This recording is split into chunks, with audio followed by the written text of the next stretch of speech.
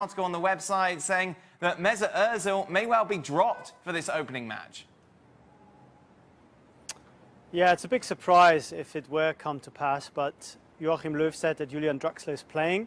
We all think that Thomas Müller is undroppable, and that leaves one space behind Timo Werner for another attacking midfielder. Now, Mesut Ozil has played in all 25 games since 2010 in the big competitions under Joachim Löw. It'd be really unprecedented for him not to feature in the starting 11, but he's not fully fit, and there is a sense that perhaps Löw is a little bit annoyed by this distraction that we've talked about many times already on the show that came with Özil and Gündoğan meeting with the Turkish President Erdogan.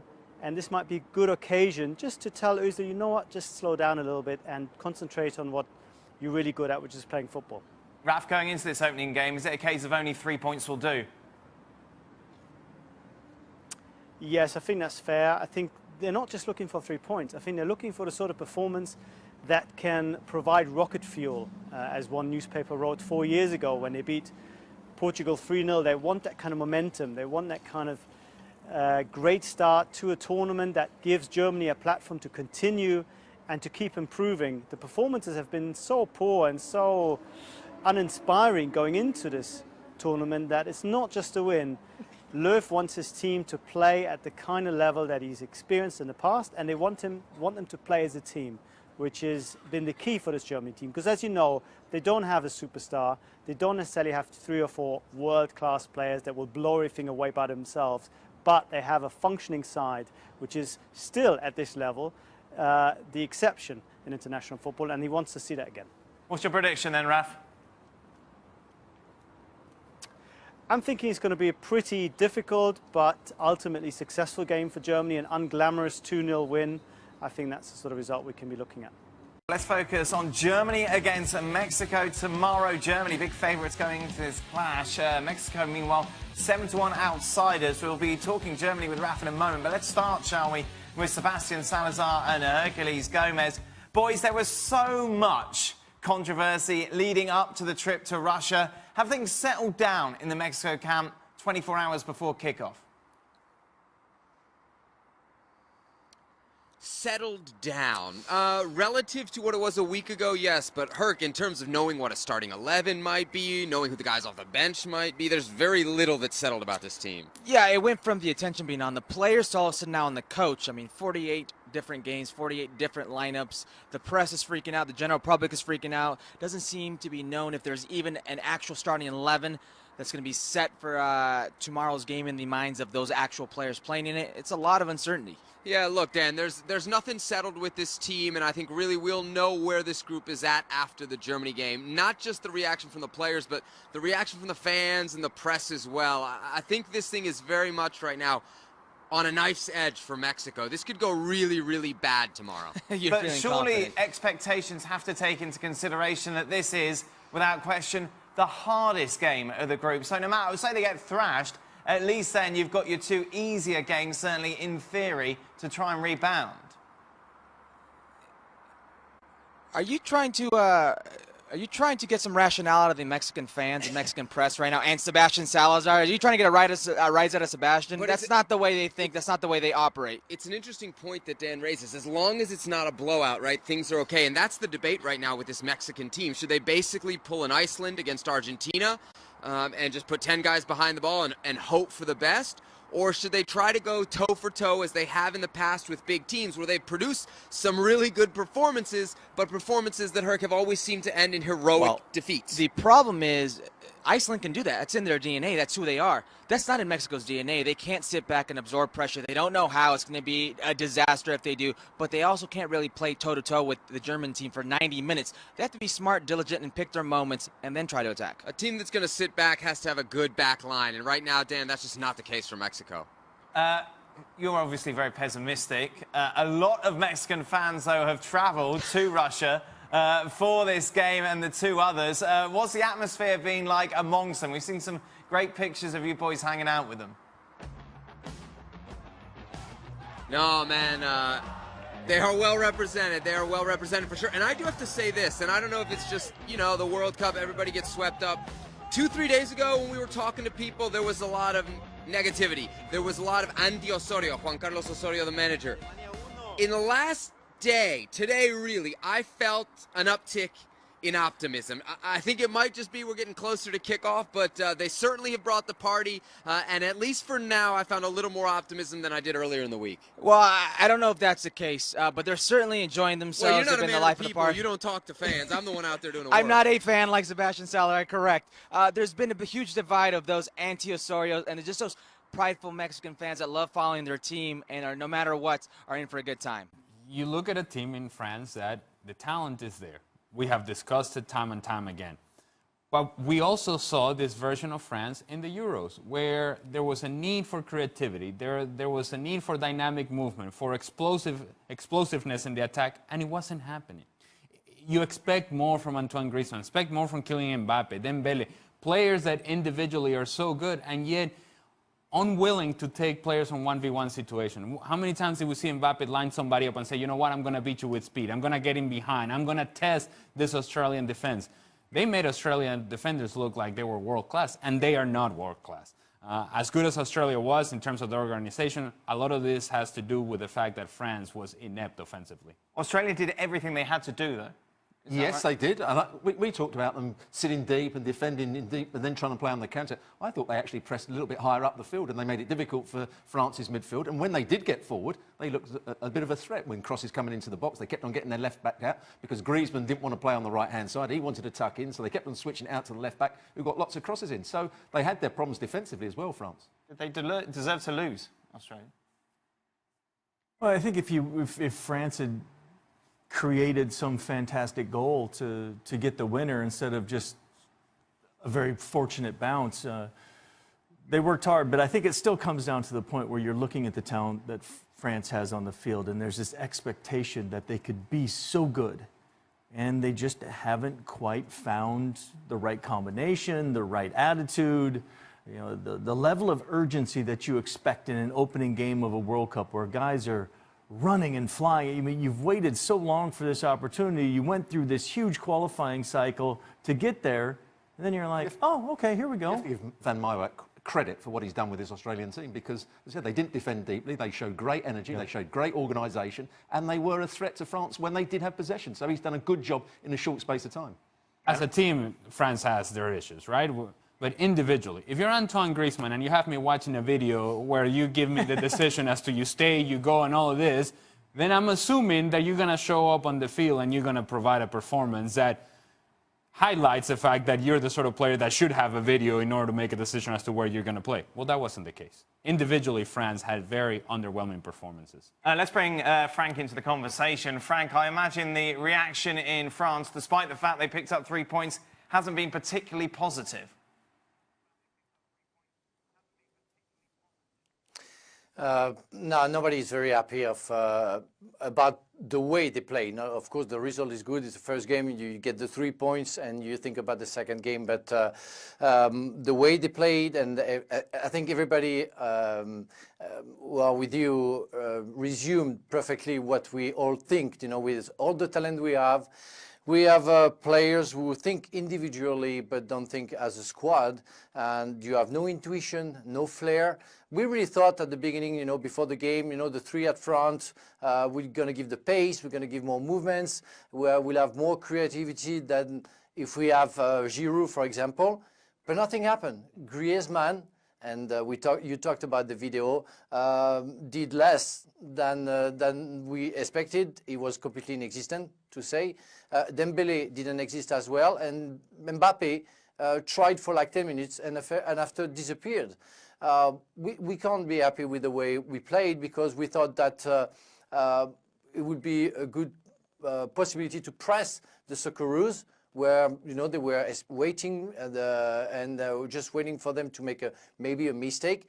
By the way, we have to congratulate the Socceroos because they did very well. They were very well organized, very well prepared, and they didn't deserve to lose for me. But we are very disappointed with the way they play, with French play. On top of it, you know, we have players, they don't even know what they do. You know, when you see Umtiti and what he did on the penalty, I mean, it's a professional mistake. You know, you can't do that. You can't lift your arm and after pretend that you thought the ball was gone and was already behind you, that's why you lifted your arm. So what the reason? And that's absolutely crazy. We are quite happy with Kante. Kante did his job, worked hard. We're also very happy with the two young guys who play at the right back and the left back. They were very good. But otherwise, my God, it's so empty. We don't know what to do with that team. We don't even know because I saw Peru against Denmark. I don't know if they can beat them. You look at this, boys. Let's take a look at this from an Australian perspective. Is it all done and dusted? Do they start packing now? Or did you see enough to give you hope that maybe they can get something from those last two matches? They needed some help from this result. Sure. They needed a draw out of this game so that you have an opportunity with the games that you have in front of you against Denmark and Peru to then achieve what you want to achieve. The problem is that if you watch Peru play today, you're thinking, wait a minute, I don't think we can beat that team. Yeah. And then Denmark already has 3 points in hand. And so it is very difficult to make a case for Australia. But given their performance against France and how they play, maybe they can complicate things against Peru. Maybe they can make it so difficult that they frustrate Peru and maybe on a set piece they are able to win that game. I just don't see that the talent matches up. The final game on Saturday then saw a comfortable victory for Croatia, defeating Nigeria by 2-0. Out of all the performances we've seen so far, Ali, there's an argument to say that Croatia's up there with the best, isn't there? It was impressive in the way that they controlled the midfield, and you expect that from Rakitic and Modric, but the ability to pass out of pressure, and then Nigeria was just kind of chasing shadows, never really got close to Croatia. Croatia was much the better team, and I think they proved it over the course of the 90 minutes. This is a team that you watch them play, and you think, wait a minute, does Argentina really have a chance against this group? I don't know. That's a good point. This team could go far. Yeah, they had every aspect of the game right. Even the two centre-halves when balls came into the box. Lovren's got a lot of stick at Liverpool over the last couple of years, but he was heading balls out. Vida was heading balls out. And then they counter-attacked with pace. They had Mandzukic, who was always a threat in the air. He won the header for the set play that caused the first goal. So every aspect of their play was good today. They always look the better team. They did, but you got to feel for a little bit for Nigeria. Is yes, they were outplayed, but it's an own goal. And then it's a silly mistake in bear hugging Mandzukic in the box. So you've got an own goal and a penalty kick. It wasn't exactly as comprehensive as I think when you look at it. Wow. Casey, dear me. For more reaction on what we've seen today, of course, it's been a busy day in Russia. You can join us on ESPN FC. We're available every day throughout the World Cup. Given what happened over the last 24 hours, obviously, with Ronaldo scoring a hat-trick, Messi missing the penalty, and Argentina just with a draw, the Messi-Ronaldo debate's obviously gone right, and I don't want to have that debate. I honestly don't, because I don't feel that we should judge them on 90 minutes, surprisingly enough. But what I do want to do, Frank, I was going to talk to you about France's match, but I just want to get your take on this, the fact that Messi and Ronaldo are under the spotlight so much, and people are so driven to compare the two.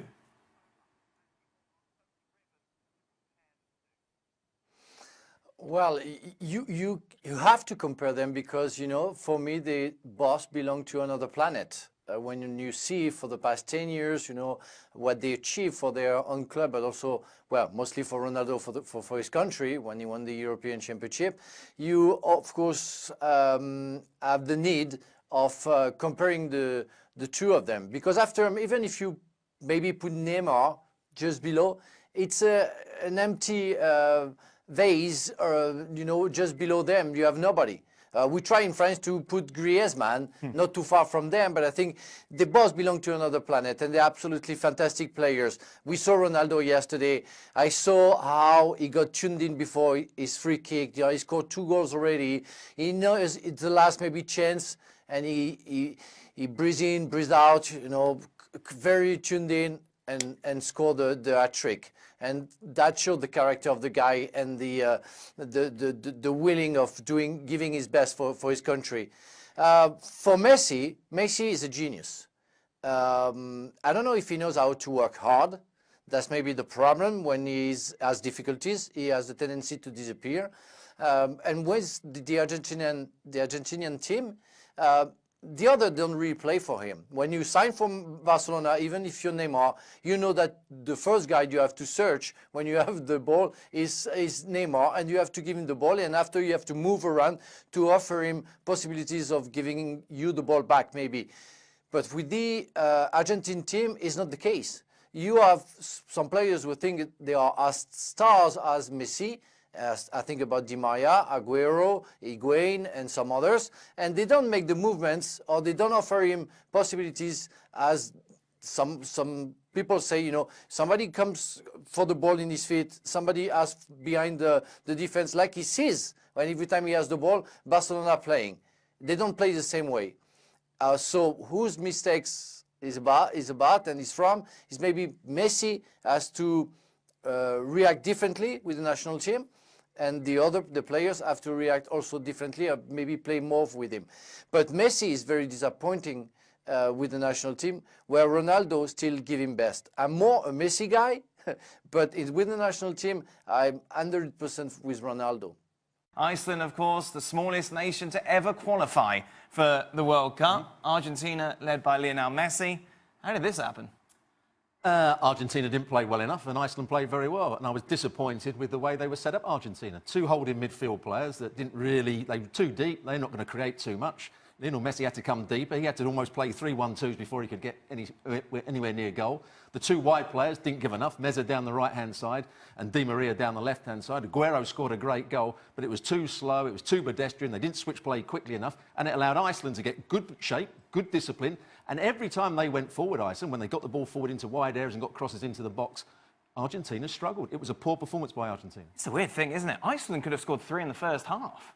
Yes, and it comes not from them just committing a whole lot of numbers forward. It's a couple of turnovers by Argentina, and all of a sudden Iceland with 2 and 3 players, you have sitters. Bjarnason has a clear chance, clear opportunity to begin the game.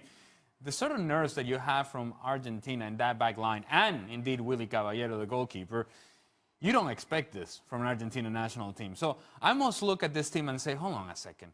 We have so much talent going in this direction, but back there, any time that the ball went in that direction, as Robo just pointed out, it was last-ditch effort, sort of tackle, sliding tackle, kind of see desperation, see what we can get out of this, and somehow we regain possession, and then maybe we go in the attack. Argentina was disappointing in so many different ways. Individually, yes, but certainly as a team, their inability to make decisions on the go and understand that, look, we got to pick up the pace of the game, because every time we take 3 and 4 touches on the ball, Iceland can get behind the ball, and that's it. The chances are gone. Lionel Messi had 3 or 4 guys around him at every time that he touched the ball. That's to the credit of Iceland, but I think it also has to do with the inability of Argentina to recognize where the spaces are. Angel Di Maria, as talented as he is, he must be one of the dumbest players I've ever seen in my life. Wow. His inability to recognize that, look, everything is happening down the middle, so why are you coming inside as well? And he does this so often, and then starts dribbling inside. That brings more people into that area. There's no time and space to play. Stay out wide. Give yourself some space, and then allow to be that free space between the center backs and the right back. That allows a runner to come out of the midfield. That allows Messi to run into that space, or maybe Aguero to have a diagonal run. But Di Maria comes inside. Meza comes inside. There is no width. There's no service into the box. How are you supposed to break down a team that is so well organized? I don't know. I've seen some people suggest that this isn't that big a shock, because Iceland, of course, have impressed in the past, making it through to the quarterfinals of the Euros. But come on, this is Argentina. Yeah, exactly. And I think in saying that, Iceland got organized. They did what they needed to do, but they won the penalty, Argentina. You think they go in the lead. Yep. Messi has his penalty saved. And otherwise, I think there's some nerves. And this Argentinian team, I think they know they're not as good as they can be. We talked about it a couple of weeks ago. You look at the numbers in the back. They've got a ton of attacking flair, but do they have that balance to be good defensively, good attacking? But Are they aging? They've got lots of attacking flair going forward. They've got the world's best player in Lionel Messi that can play around pressure. They've got Aguero as a centre-back, but I didn't think the wide players, and you just mentioned Di Maria being dumb, they didn't do enough in wide areas. The two holding midfield players were never really passing it into the front areas. They're passing it to the fullbacks. The fullbacks can't see a forward pass, so they're going to the centre halves. So there wasn't a great deal of attacking flair, unless it went to Messi, and he's playing around corners and trying to play little 1-2s. This is the problem, it seems, in the sense that everything is all about getting the ball to Messi. You get the ball to Messi, he runs, loses it, bounces off over, it goes back to an Argentinian player, all starts again. There was almost sometimes... It's like deja vu. But it was almost times, we got the ball to Messi, now let's all stand around and watch what he's going to do. And just almost like be a fan of what he's going to do. All those players are worried about is how can they play the 1-2 with him. And he knows that. He's playing balls around the court. And Aguero actually played well to get the ball back to him on several occasions. And then Iceland got bodies in front of him and got blocks in. But there was one player that I thought was magnificent, and I'm going to use that word again, magnificent, for Iceland, and that was Sigurdsson. He was the player that every time he got the ball, he was producing that next forward pass. He produced the 2 crosses that caused problems for the Iceland goal. And every time he was in possession, he just held it up enough and wriggled out of situations just to allow other players to get forward to cause Argentina. But remember, Iceland had like 27% possession, so he didn't have the ball at his feet too many times. He did very well with it. He relieved the pressure that they had. The other thing I would say, if you're Jorge Sampaoli and you're standing there and you see how the game is going, you have to change it. That's why you're there. Can they change it, though, Ollie? That's the question. Well, I think at least you can make the effort. You bring Higuain earlier into the game. Yeah. You play with 2 strikers, and then you start asking for balls to be served into the box early, not having to get to the end line every time. No. How about we turn Iceland around and force them to defend in uncomfortable positions? If every time that Iceland is going to defend everything is in front of you, then it's simple. It's easy. You have everything in front of you, and all the movements so slow, lacking dynamic. If you're Argentina, how are you going to break down this team? Well, it's not working through the passing down the middle. Maybe we go with early services. And if you put a guy like Higuain in the box alongside Aguero, now you're forcing Iceland to defend numbers. And maybe, in that case, you jump on a rebound, something falls to Lionel Messi, top of the 18-yard box, and you have created an opportunity where there should have made more and more, and the runs they should have made is how they got the penalty. Messi, for once, had a little bit of time on the ball, and it doesn't matter how many players are in front of it. If you can lift that ball in between a fullback and a centre-half for somebody making the run, that's going to kill any defence. And it was about to kill. He was about to get onto the end of it when he was shoved over. You mentioned the penalty. Do you let Messi take any more? His record is not good from the start. You take the ball off of Messi. Well, but surely, isn't that your job as a coach, to make the big, hard decisions? If you see Lionel Messi, who has missed 50% of his last 10 penalties, surely you've got to certainly consider that decision. Similarly to yesterday when we saw Cristiano Ronaldo about to take the free kick and you were thinking, well, maybe the left-footed player is a better angle to We knew he wasn't going to do it. Okay, he was never going to do it. It's never going to happen with Lionel Messi. No. And should it happen, though?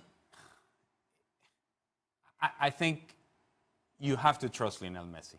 Well, it only happens if... Do we know Aguero's Well, it's better than that. Look, it only happens if Messi says... Yes. It has to come from Lionel Messi. It has to come from Messi. It really has to come from Lionel Messi. Or maybe there's a conversation with Lionel Messi from his teammates. But who in that locker room is going to say, Leo, I'm the guy. Let me take the penalties. It's just not going to happen. They get a penalty in the next game? Is he going to take it? Yes. Lionel Messi is going to take it. Yes. I don't think he should. I don't think he should either, but he's going to take it. Yeah, but I don't think that's the question. Should he? Well, we see the record is not good, and it hasn't been good for a while. This is not new. No. We've seen him miss penalties with Barcelona and with Argentina as well. But we also know, having been in locker rooms, that when you have the team leader, the guy, and he's the one that picks up the ball, everybody moves to the side. Welcome to Extra Time, a little behind-the-scenes insight. Casey Keller is in full German kit underneath that suit. When you know, of course, Germany taking on Mexico. Interesting. A lot of your former teammates are supporting Mexico, Case. I'm losing my mind every time I see it. Really? You don't get it at all? I don't know. How do you root for your biggest rival? If you're a Boston Red Sox, well, I really hope the American League wins. I'm going to root for the Yankees. If you would have played in Mexico, you'd be saying, yeah, I like Mexico and all that. No chance. No? Zero. Case, do you think this is happening for free? I hope not. Put it that way. If you're going to sell out, you might as well sell out big. Who are Venezuela's biggest rivals? Colombia. Would you... No. No. What if... What would the fans do? No, because see, that's the difference, right? That if word gets out or what have you, people will remind you of it until the day you die. You think so? No chance. He'd do anything for money. Hey. Whoa, no, don't ever have a go. No, Ali's got ethics. I'm a man of principle. Which sometimes it's into trouble. Yes. And we talk about steak a lot on Extra Time. Obviously, Stevie Nicol has it well done. You had steak dinner last night, boys. How did you have yours? Yeah, well, actually, I ordered a medium rare, and then they brought up 2 mediums. He ordered a medium, I ordered a medium rare, and they did 2 mediums. So, was there a complaint? No, I opened it up and said, that's fine. You know, I didn't want to cause an issue. Yeah, she asked. She asked, and I said, no, that's So why did you not? It was wrong. You're paying a lot of money for this. It was medium rare anyway, really. She said it was medium, but it looked medium rare. It was done just how I wanted it. Yeah, Casey, you were happy with Happy? your cut? Yep. Right, that's good. So you would not have been happy. What's that? Marcotti. No, Gam would have had a word. Because we looked at the menu as well. No, wait, Yeah. when I went out with... So Raf came to dinner when we were in Ukraine. He sent it back 3 times. Who did? Raf, Oh, so to get the right cut. he's a food diva now? Oh my goodness, yeah. I forgot about that. Oh, they all You are. were there. Yes, they all are, those I journalists. forgot you were there. No, I was at the other end of the table, I think. I was trying to keep away from the journalists. We just having a wine. Right, who do you think will be the breakout star this World Cup and be signed by Real Madrid? Done it in the past, haven't they? Cannavaro? James, yeah. Breakout star. Well, it wouldn't be a breakout star. It'd just be a star that would be moving from one big team to another big team or a bigger team, and that would be Neymar. Yep. He is a big star. Anyone under the radar? Milinkovic-Savic? No, I'm not going to go for Milinkovic-Savic. I'm going to go for the right back for France, who in years to come will be a centre-half. He's a centre-half by trade. Pavard. He's a very good young player. He's brilliant at coming out with the ball. He plays in Germany at the moment. I think in years to come, he will be like Varane playing for Real Madrid. Oh. Case? Is there a situation where Harry Kane scores a bunch of goals, and next thing you know, we have to have this guy at Real he just Madrid? re-signed. I mean, he just signed an extension, so... What is going on behind Ali there? Has anyone got... Can we see what's on the touch screen over there? There's people milking cows on television. What is happening there? A baseball ground. There's not much I can do about that. Anyway, no one can see that. Don't worry. That was weird. Why are they milking cows at a baseball game? Why is that here? Do you think Cristiano Ronaldo could win the Golden Boot and how far Portugal will go? It doesn't hurt starting with 3 goals in the first game. If they get to the semi-finals, Yes. he's got every chance of being the Golden Boot winner. I'm not sure Portugal will get to the semi-finals. Right. He has every chance of being the Golden Boot winner, even if they don't get to the semis. He's already on a hat trick. Yeah, Okay. but there's a lot of poor teams in the tournament. There's somebody who will take a real hammering. Could be a Saudi Arabia in a game. It could be somebody that's... They've already had a hammering. Yeah, they might get an even bigger hammering by somebody else. Yeah, but Somebody might score 3 or 4 goals. they're playing Morocco and they're playing Iran. So... Yeah, he might well do. There's a possibility. Okay, there you go. There's a possibility. You hate Ronaldo. No, I don't hate You him. didn't give him a 10 yesterday? You're not giving I've never given anybody a 10. Wow. Honestly, what Nobody's is perfection. wrong with you? Nobody's perfect. Do you need a hug? I've got to say, as a presenter, you are almost perfection, Dan, but I'll give you a with, 9.5. with I couldn't give you a 10. Man. Swinderland? Is Casey Keller rooting for Mexico tomorrow? I didn't know that was going to be our last question. Well, there's a pretty obvious absolutely not. Wow. Do you support anyone, Robbo? No. Would you support England? You know who I would support if they were in it, but they're not in it? I would support Italy.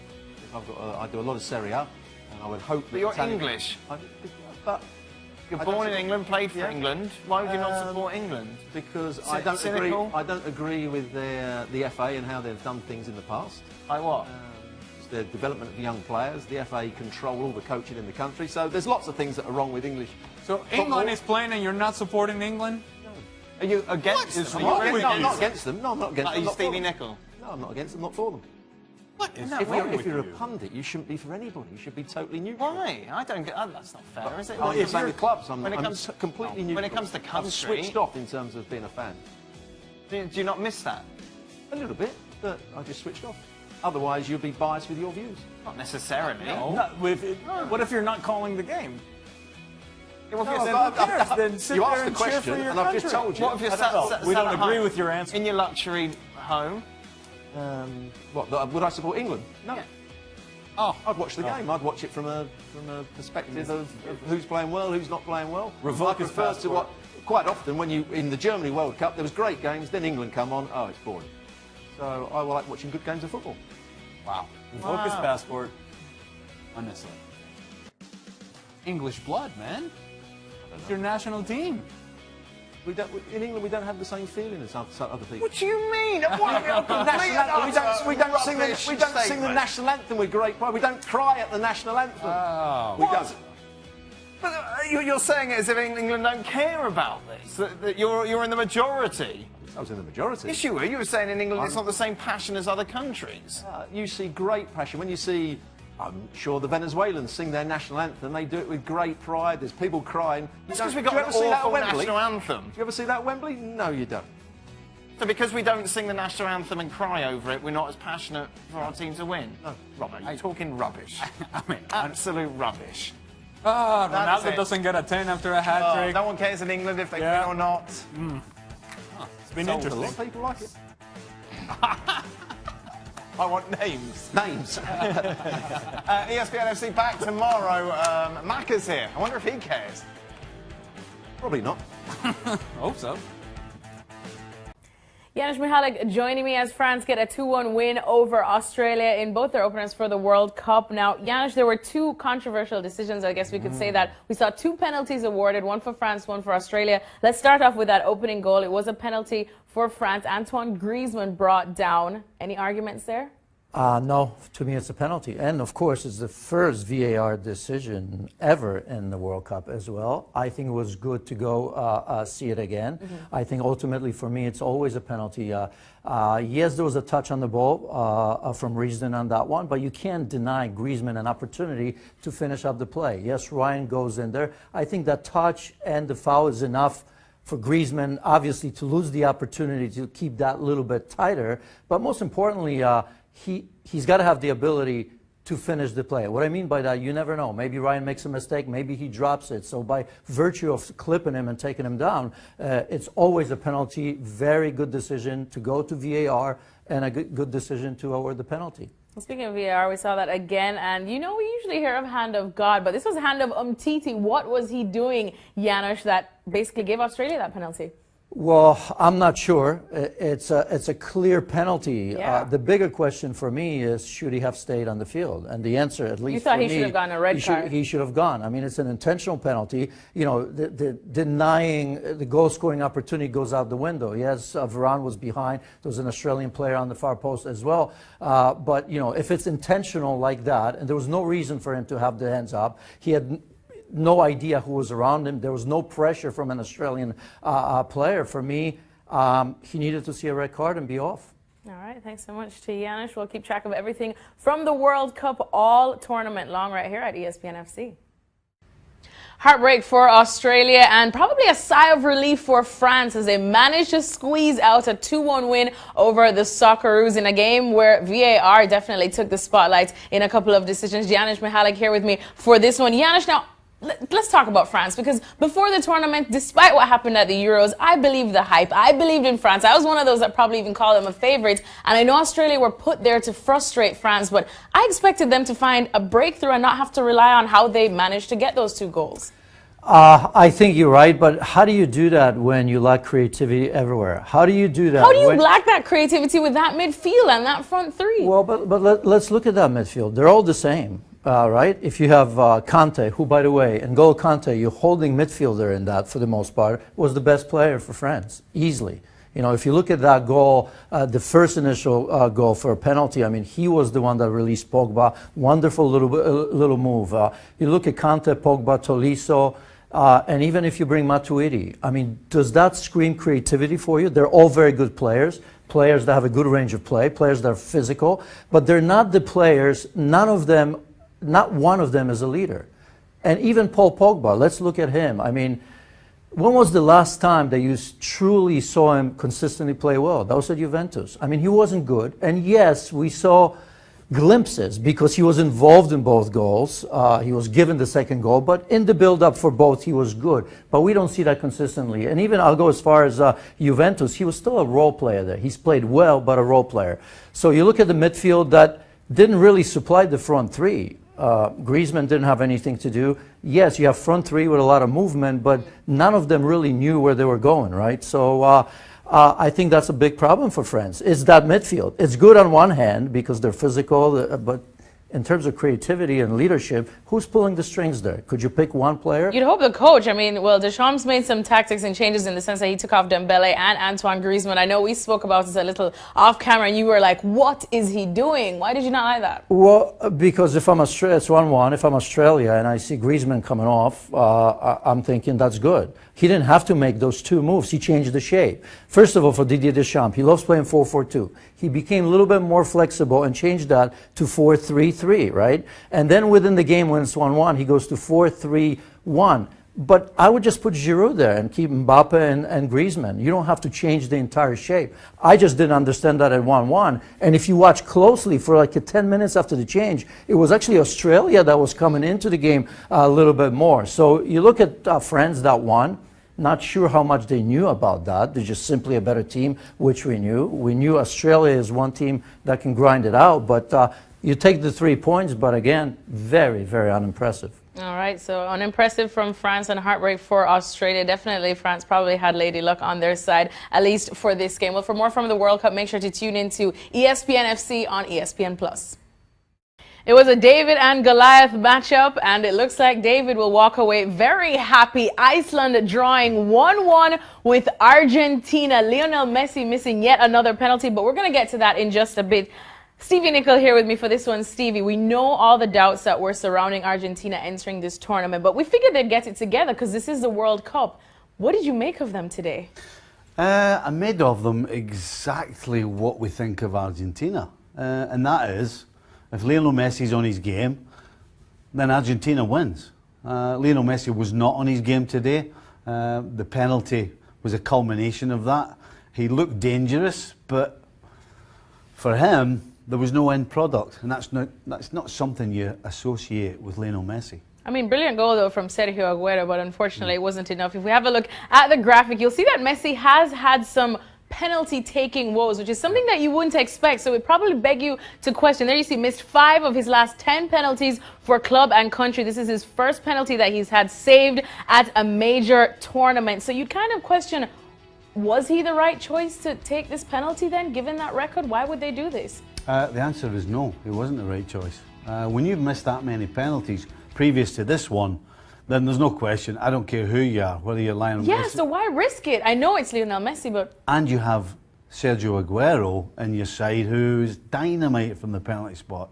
So yes, it's a problem, and it's only a problem that's going to go away when Messi decides that it's time for him to stop taking them, because he just doesn't look confident when he's standing up with the ball in the penalty spot. All right, well, let's spare a thought now for Iceland because they deserve all the thoughts. And I know we're tempted to get even more excited about them and thinking that they possibly could have a run like they did at Euro 2016.